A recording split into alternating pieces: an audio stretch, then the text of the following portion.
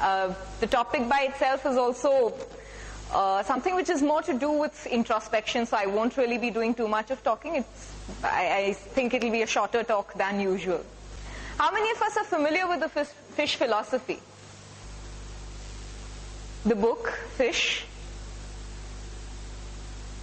Yeah, Rashid, I'm sure you've read. Any others who... Okay. Fish is the series of books. Now it's a series. It started with one book called Fish and then followed up with Fish Tales and Fish Sticks and several of those series. What the book primarily documented or attempted to document at that point was simply the work culture in the Pike Place fish market in Seattle. And that was the only purpose of the book, to try and document the work culture there. But then the way the book was received across the globe made the offerings far more wider, and then we found that we could apply it in pretty much all areas of life.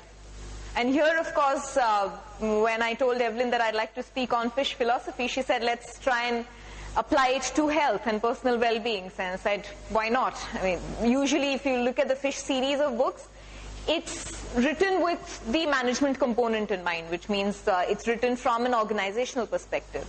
But today when we talk of it, let's also try and explore how can we apply the same concepts to personal management, our health, physical and mental health, as well as health in terms of our relationships and family. Okay.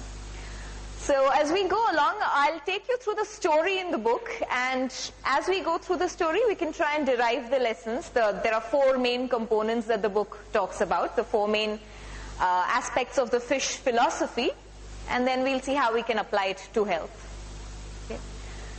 The book starts with the story of Mary Jane and Dan, who move to Seattle from another part of the US. They move primarily because Dan gets a very good job offer, and Mary is quite confident that she'll get an equally good offer when she moves in.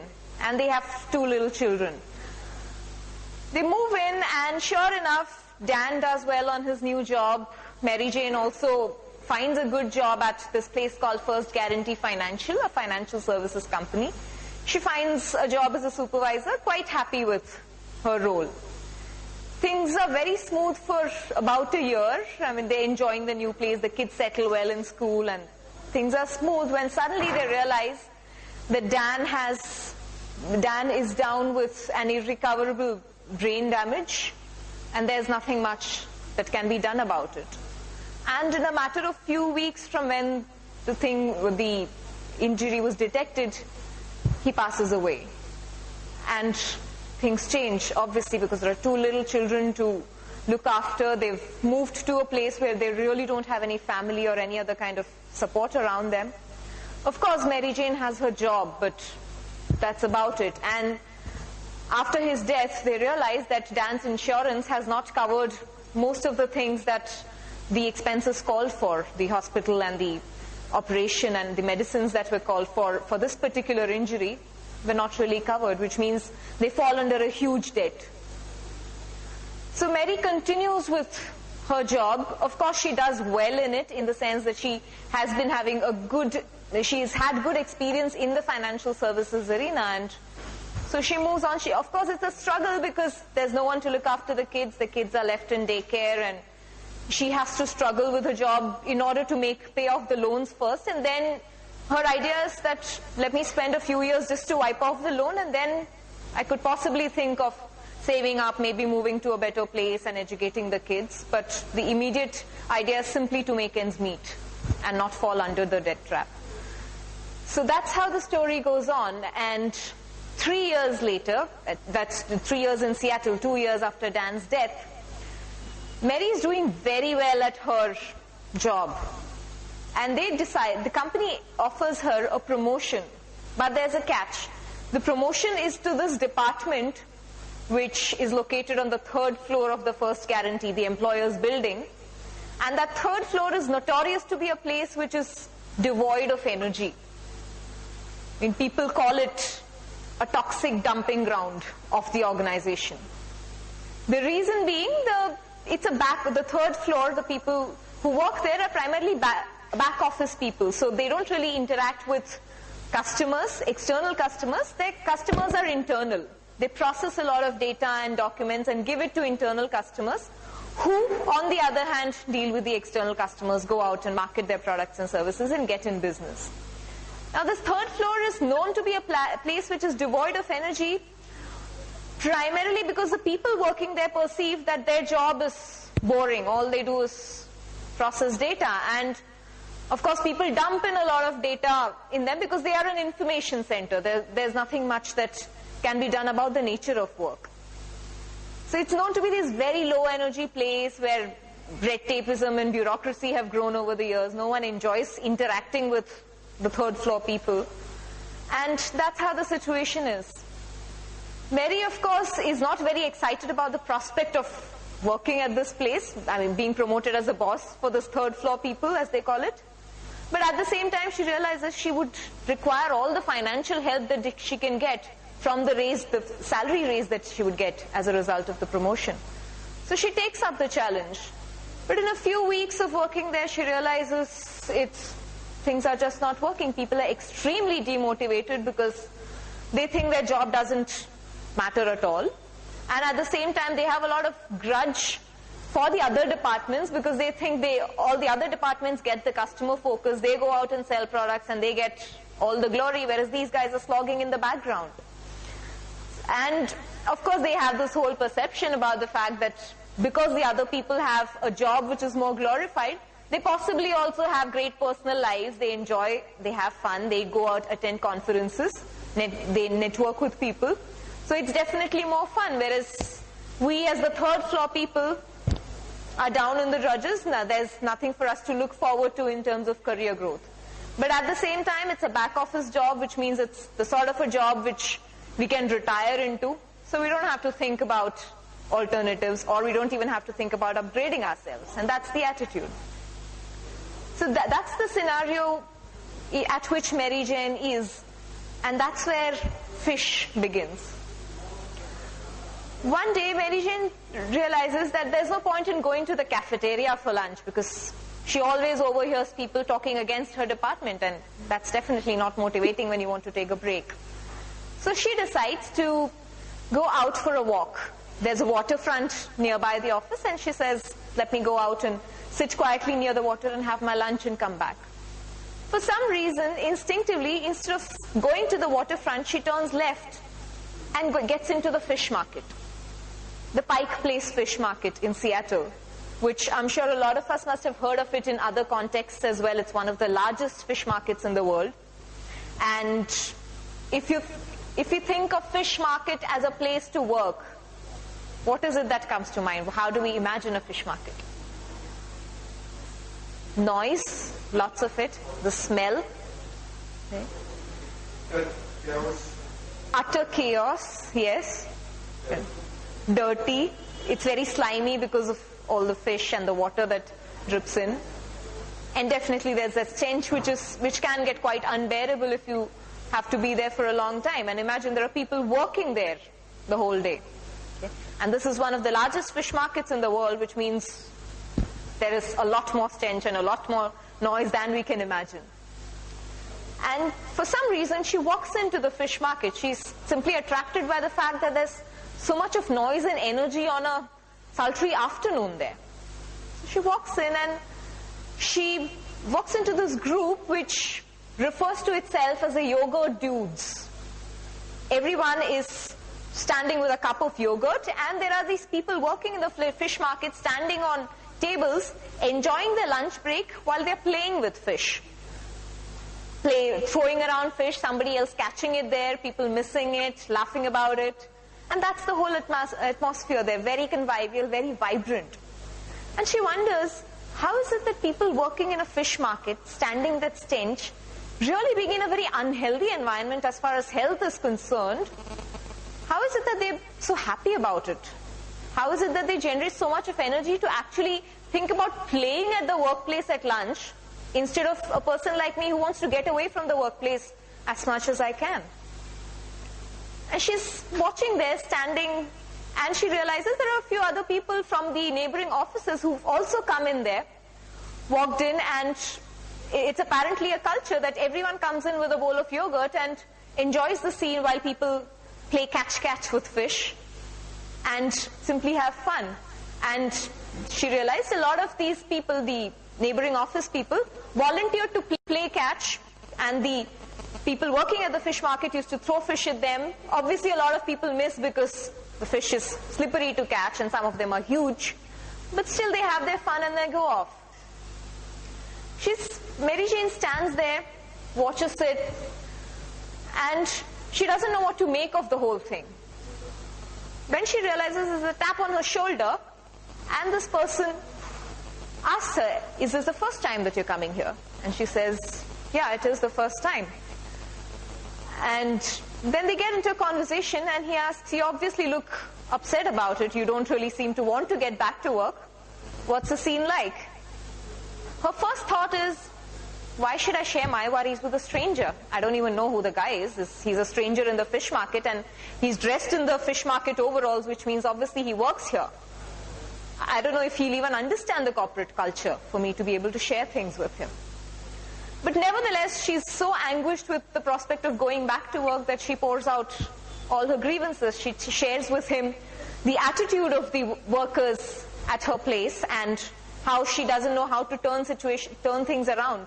And at the same time, she's also been given a deadline by her bosses saying that you were promoted because we saw that you performed well in the other departments. We expect you to do the same thing with this department. And she doesn't know how to do that. That's when this guy takes her apart and says, what do you think, what was your idea of working at a fish market? And she shares pretty much the same view that we shared here. It's an unhealthy place to work, dirty, smells bad, and obviously there's a lot of noise and chaos. Not the easiest of places to work at, and definitely not a place that people would aspire to work in. And when she says that, he says, yes, you're right, and that's exactly what we used to be about a year ago, before we decided to change. And she asked him, okay, so what is it that you decided to do? And he says, the first lesson and the most important in what we have incorporated as a fish philosophy is what we call as choose your attitude.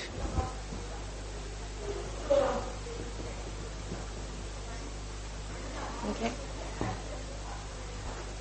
And he reveals that about a year ago, they realized that obviously a fish market is not the best of places to work in. At the same time, it's about the attitude that we bring into work which makes a place good or bad to work in. Which means if we decide to choose our attitude that we bring into work every day and every moment, we can definitely make a change to the atmosphere around us. Of course, it seems like a simple thing to say, but at the same time, choosing our attitude is probably not the easiest of things to do. He gives Mary Jane a task.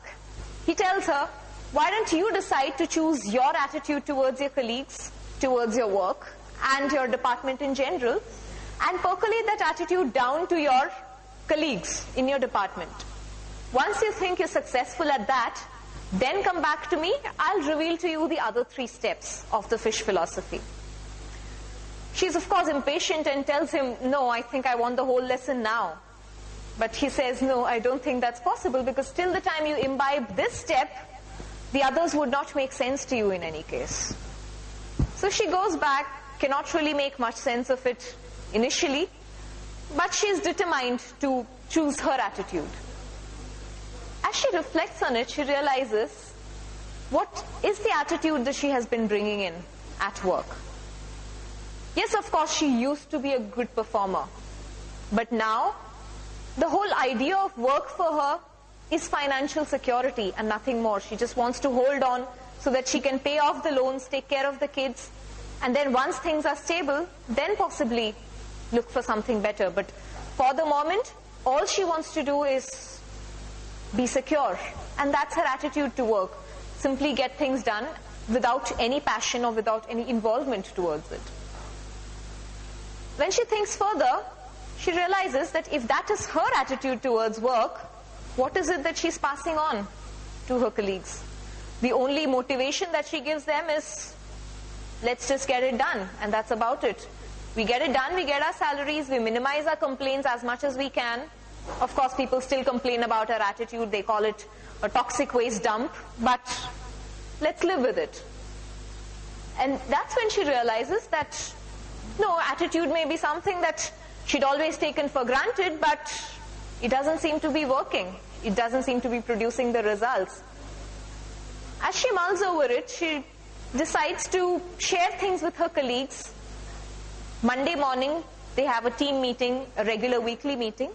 And in that meeting, she shares with her colleagues that she met a consultant who manages the fish market, and he's developed a philosophy which works amazingly at the fish market, and therefore she'd like to try it at work too. And she shares her thought and attitude. She shares her life story with her colleagues and tells them why is it that she held on to her job at First Guarantee Financials and decided to work the way she did. Of course, she was being efficient, but was she being effective enough? Efficiency is simply getting things done, but effectiveness is how long do those things last? And as she shares things with them, the colleagues realize that none of their bosses have ever really bothered to tell their personal stories to them. They've never really confided. There is obviously a lot of resistance when she tells them, I think we need to start choosing our attitude every day. And they tell her, what is it that we can choose? Our work is anyway bad, it's boring, we can't do anything about it. We don't have a choice as far as the nature of our work goes. How do we change our attitude? And as the discussion evolves, somebody says that, all right, nature of work cannot change, but what is it that we are doing to make that nature of work change? Nothing at all. We're only groaning and moaning about it. People start thinking about it. And the fact that Mary Jane shares her personal story encourage others also to get a little closer to each other, and they tend to now start discussing their lives and their goals during their breaks. And they realize that a lot of them have stories very similar to Mary Jane.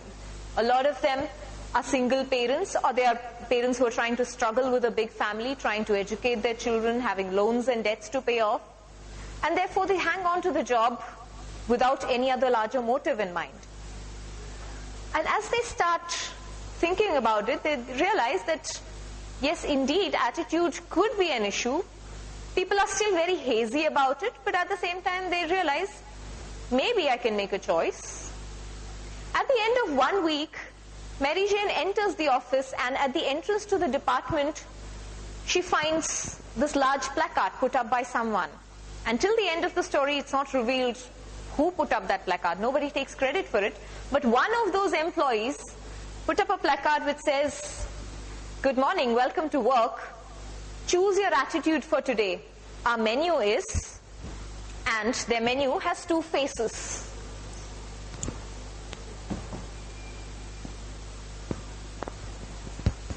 Two smileys. And people, as they walk into the department, are encouraged to choose between the 2. A very simple but subtle message, but everyone who walks into the department looks at it and at least starts thinking about, what thoughts am I bringing into work? Are they relevant, and do I have a choice to change my thoughts about it?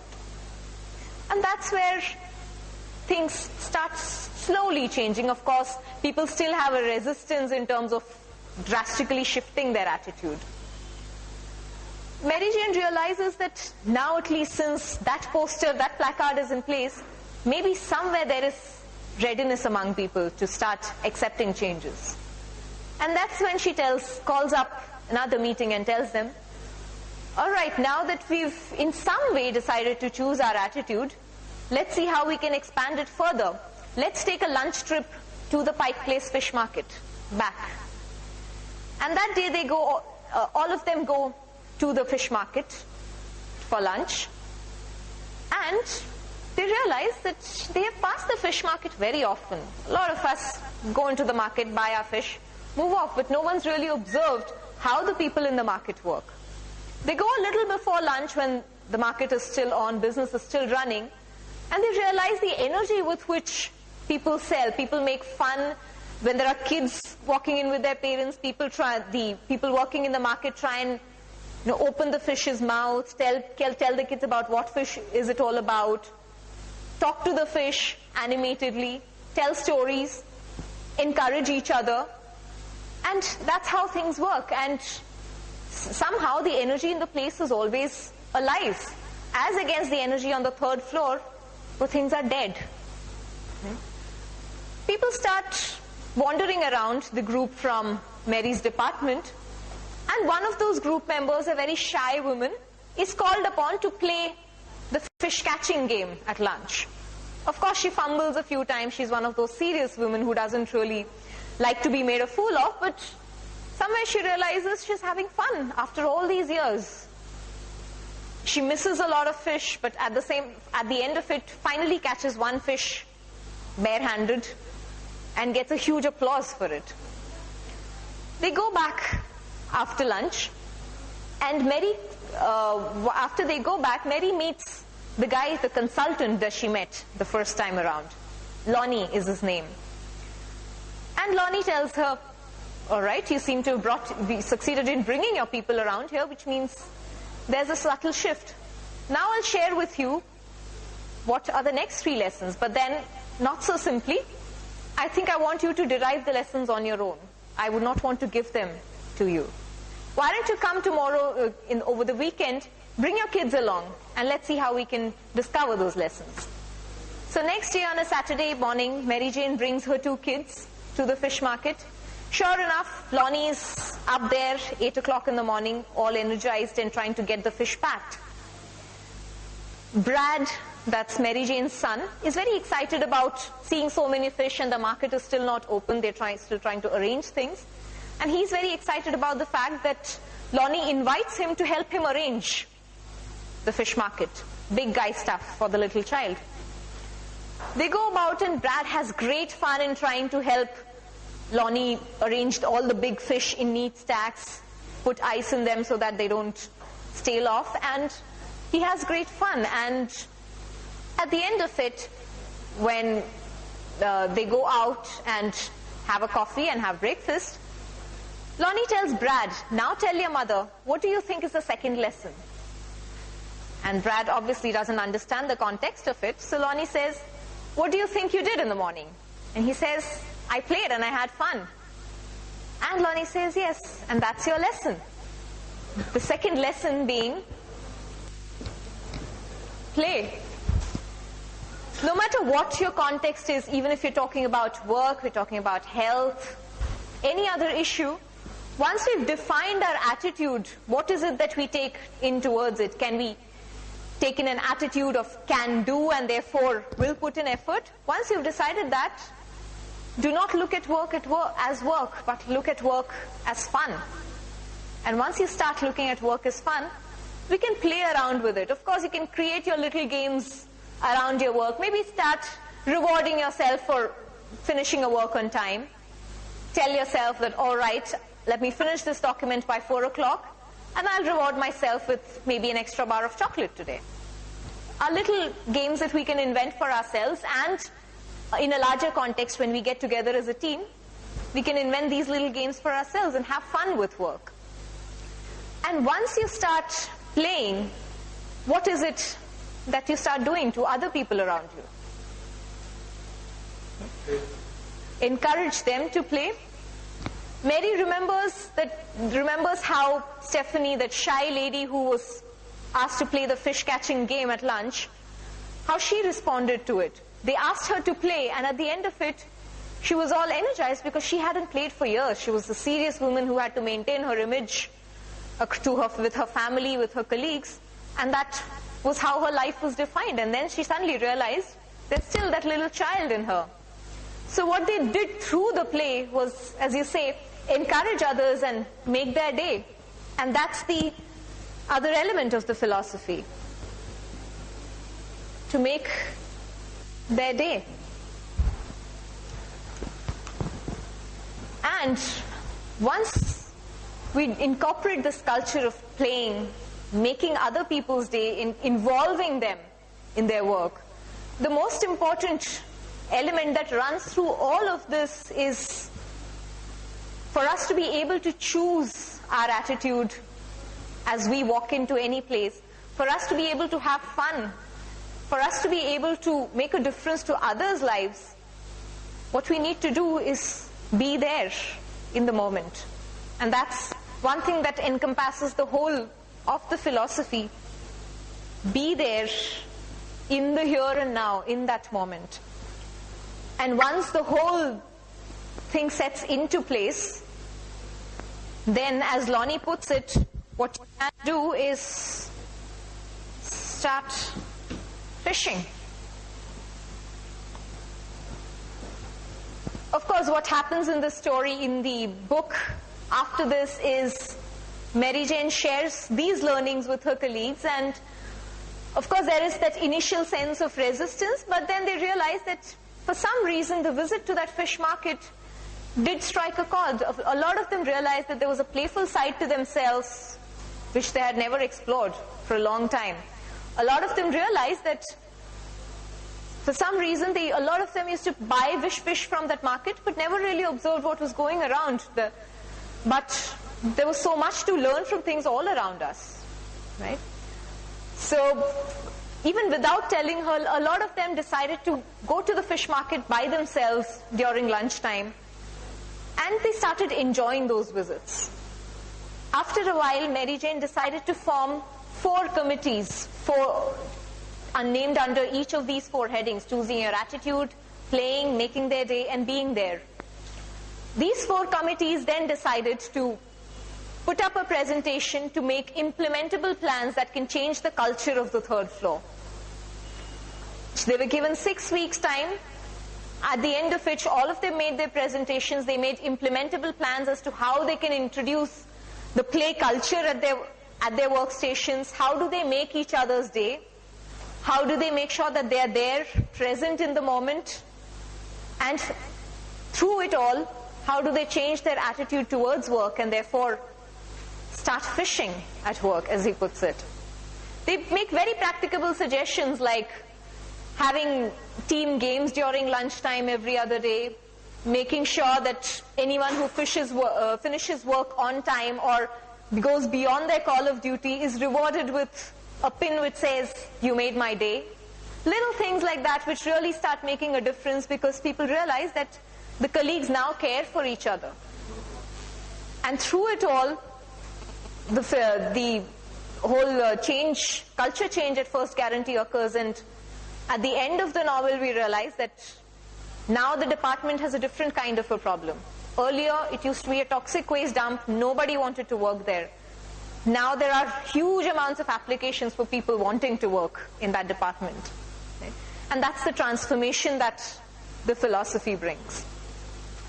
Now let's look at how do we apply philosophy, the fish philosophy, in terms of health, in terms of our well-being. How many of us think we are aware of our attitude towards health? Or do we even have an attitude towards health? Have you defined an attitude towards health? In a way, like, I prefer to be healthy. Okay. It's a choice that you make to be healthy, right? And do we reiterate the choice? And of course, like, do things which actually root. Of course, once you've chosen that attitude, obviously you would start implementing it in terms of action as well. How do we define attitude? It probably starts there as far as personal well-being is concerned. What is attitude for us?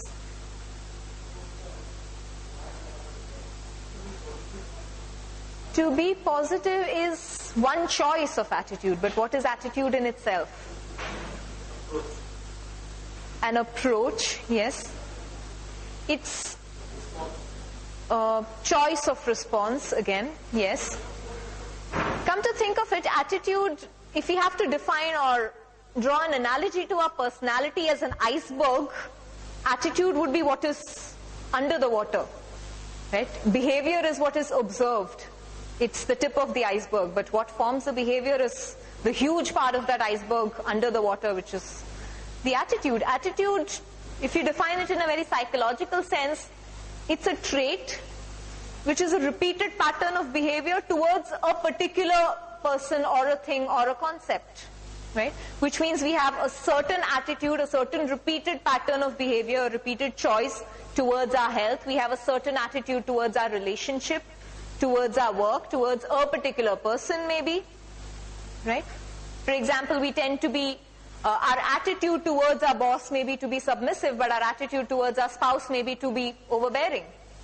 Right? We choose our attitude depending on different people and different circumstances and choices. So, how often do we consciously define our attitude towards our health? Or is it lying there in the subconscious or the unconscious realm?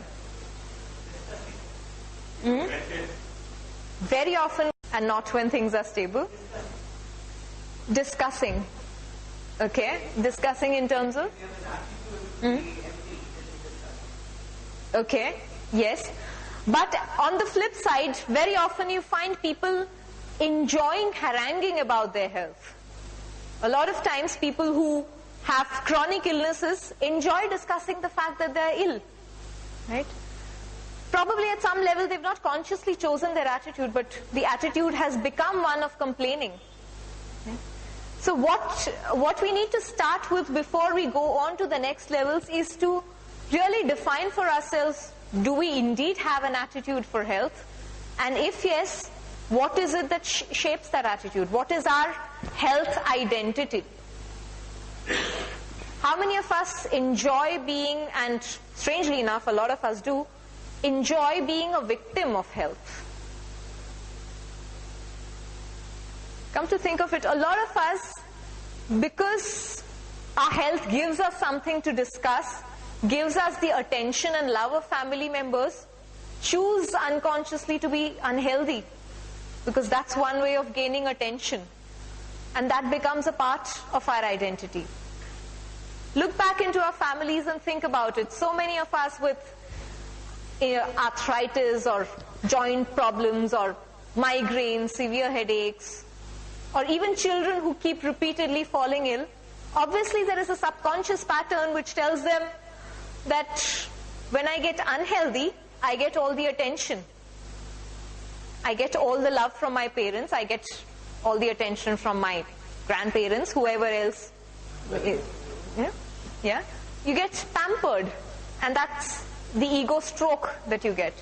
And because of which, very unconsciously, you tend to develop that attitude that it's good to fall ill once in a while, just to gain that attention. Of course, it happens at a very subconscious level. We may not articulate this in so many words to ourselves, but then if you look at a pattern, if you detach yourself and look at it, we realize that very often the identity of a victim is what frames the attitude towards health. And that is something that we need to start examining. What do we have an attitude? If yes, is it the identity of a victim, or is it the identity of someone who thinks health is important for us to do other things in life? And it sounds like a very simple process, but I would think it's probably the part of the fish philosophy which takes the greatest amount of time, because very often we resist even defining our attitude towards health. What is it that we think about well-being? Once we've defined that, once we've come out of that victim identity into an identity of strength, then we can move on to applying the other parts of the philosophy where we talk of play. Now, I would prefer to apply this philosophy of play very literally as far as health is concerned. It is certainly important to be physically active in some form. Right? So, be it your morning walks, be it a particular sport, an outdoor game, or be it even mental health, where you try and challenge yourself maybe with puzzles, crosswords, chess, Sudoku. But that balance, that playing with our health is very important, but playing in a very positive developmental sense, right? Not taking a chance with health. So, but that philosophy, the discipline towards play will come in only if we've defined that attitude which says, yes, my health is important to me, and therefore, in order to keep it alive, physically and mentally, it's important to play. Give those muscles some exercise and strengthen them. How do we define making their day with respect to health? Keeping ourselves fit and doing when we have done our work. Yes. We have made our day. We've made our day, and because we've made our day, we're pleasant to other people around us as well, right? So the energy automatically percolates, right? It's like that story of spreading a smile. I'm sure it's there in a lot of these children's books, where this person decides to spread a smile one day because he feels very gloomy about it, but he realizes it doesn't hurt to smile at someone. So he simply smiles at a stranger, and that stranger, of course, is also passing through his own problems and is in a very gloomy mood, but just because a stranger smiles at him, he feels better. He decides to pass on the smile, and through the day you realize that there are hundreds of people whose lives have been brightened just because of one smile. Similarly, we decide to play, we decided to be healthy, and when we do that, we become an inspiration towards others. And definitely we can make others' day because we are healthy and we are far more willing and inspired to contribute. And that definitely makes a lot of other people's days. Imagine a day, if you look at a typical household where the mother tends to be the center of the household. If the mother is ill, the whole house tends to be gloomy because there's no one to get things done, no one to arrange things, no one to cook, right? And we've really ruined a lot of others' days. So imagine the impact that our health can have in making other people's day. And of course, being there is really fundamental in not just our personal well-being, but also in our relationships. How many times are we really there in the moment? How many of us at this moment are thinking about what to do at 5 o'clock? We've all taken leave. Great. Appreciable. Great. Very often we're seated at one place and we think of 5 hours and 5 months and 5 years hence, and that's really not being in the moment, because what is it that you're doing to respect this point in time which is creating your future? You can't be in the future and create the future, right? We have to be in the present for us to be able to create the future. And that is very seminal even as far as our health is concerned, because we have to pay attention to our health in this moment so that there is nothing else which is generated, no injury or no unhealthy issues that are generated in the future. So that is definitely one important part of the philosophy. Being there, of course, can be incorporated as a part of the health culture through exercise, through meditations, through any kind of an activity which centers ourselves. It could be as simple as listening to music or dancing, whatever appeals to you, but anything that centers us and the focus is on us as an individual, as a being. And that's where being there comes from. All this is a repeated thing, but what we really need to start with every day in the morning is choosing our attitude. Wake up in the morning and possibly open your hands like a book and decide to choose. The downward smiley, upward smiley. What is it that you decide to choose in the morning? Right? And if you decide to choose this, then that's the promise that you make to yourself on that day and say that, yes, I decide to be healthy. I decide to bring an attitude of being positive, and that's a choice I make throughout the day. And it's a repeated promise. It's a commitment that you renew every day. And that's the fish philosophy as far as personal well-being goes. Do we have questions?